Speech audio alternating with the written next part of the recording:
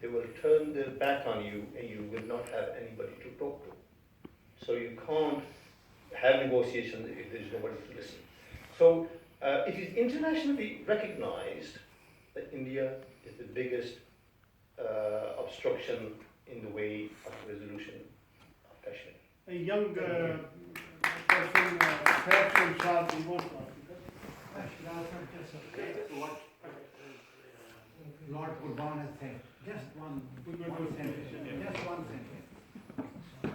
Rather, Hussain, the United Nations Human Rights Commissioner, has publicly asked India and Pakistan to allow an independent fact-finding mission.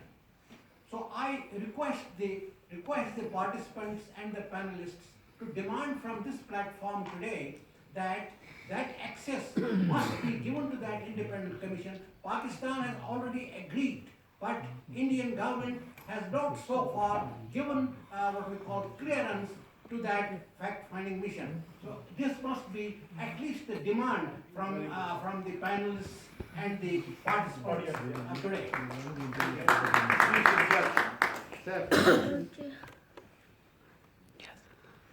First of all, thank you for picking me.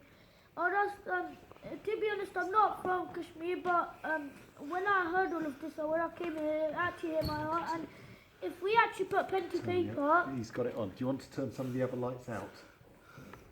That will allow that one to if we actually put pen to paper and ask other countries, they might help us to act against India and the Indian army to get the rights for Kashmir people, so they can actually live a great life as we do, because we are actually lucky to live here and have a good law and politicians. So we can, if we actually help them, they might help us in return whenever we need help as well. Very good.